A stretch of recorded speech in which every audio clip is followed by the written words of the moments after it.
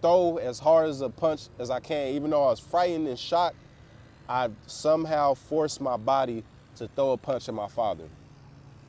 And I remember my father caught my arm and he was like, if this was a real fight, you would have been put down on the ground or something like that. And I just didn't know what to think. I didn't know what to do. But from that moment, I knew that everything was over with. Everything went crashing down. So like I said, from that moment of time, nothing was the same. My mom was diagnosed with lupus. She had a lot of mental breakdowns from like medicines, blood transfusions, and probably like all of the stress. She will have these like crazy episodes where she begins to spaz out, hallucinate. She was very religious, so she would have like these religious episodes and things like that, where she would panic like the world's ending and stuff. It was just terrible stuff. And like I said, it was just me and my younger sister at the time. I was probably like around 12, so she was like 8. And yeah, family was across the street and things like that, but we weren't that close, believe it or not. So I never have felt so isolated, hopeless, and depressed. And this was like my true moment of blue. So long story short, we moved from LA way out into the high desert, Adelanto, California. Worst experience ever. Terrible. It was so depressing. Felt so isolated. Felt like everything had just ended. Everything that I was working towards, everything I believed, all my expectations just shattered all together, you know? And I moved out of my house with my mother because of the stress and our relationship falling apart, not getting along, me going through my own personal things as a young boy, as a young man. I ended up moving with my grandma.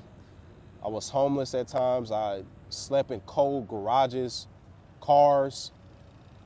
It was terrible. If you know anything about LA and LA culture, it's a highly African American gang type culture.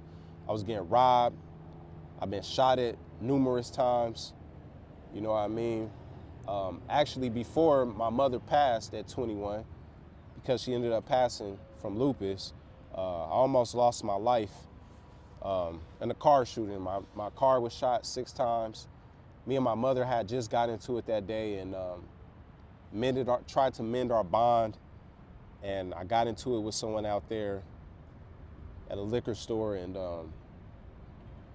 due to my emotions, I got myself in a lot of trouble that should have been prevented, and that caused me to nearly lose my life. Literally a month later, I didn't think that I'd see 21. I was blessed to see 21. I was living so unconsciously. I didn't know what to expect turning 21. I wasn't working towards anything. I had no guidance, no purpose. I wasn't doing anything, smoking and drinking with friends, hanging out with girls and stuff like that. And then a month after that, my mom passed from lupus. But like the philosophy I live by and the message that I preach, you know, you got to keep hope alive. And the way you keep hope alive is you try to put your best foot forward despite your shortcomings and despite your setbacks. And so I tried to do the best that I can, and I was always a seeker. I always was studying psychology, spirituality, and things like that. So I ended up finding my first ever mentor, the first ever man in my life to show me affection that I could confide in and begin to trust again. Soon after that, I found the love of my life that I'm currently in a relationship with for nearly 8 years. It'd be 8 years in a couple of months. So, and then the next greatest thing happened to me. I had 2 baby girls who changed my life forever, Naomi and Sanaya, and made me a better man, made me a better human being, person overall, and part of why I do what I do. So yeah, that's why I do what I do. That's why I'm a big philosopher in self-mastery. That's why I share the sciences that I do, healing your nervous system, doing shadow work, emotional healing, self-worth, self-esteem. helping people find empowerment, find their purpose, find happiness in their life, because I know what it feels like to be on the opposing end, to feel hopeless, unfulfilled, and broken, to lack clarity, feel lost, lack of guidance, support, feel like your world has been ripped from you. You know, I know what that feels like. It's not a great feeling, but there's hope on the other side. And that's what I hope to spread, is that hope. So yeah, I found happiness, confidence, and mastery in my life. And it wasn't easy, but it's possible.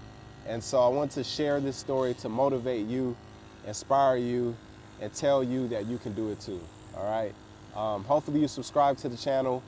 Hopefully you tune into much more videos, become part of this community where we grow together, inspire each other to find happiness, fulfillment, and purpose, and continue to shine together, you know, and continue to enlighten each other, and live a happy life, man. That's pretty much all there is to it. Thank you for tuning in and listening to a bit of my backstory. Took me a long time to share this. I'm still trying to articulate it the best way I can, you know, and yeah, man, life is good. God is good. Peace be to you, and see you guys in the next video. Peace.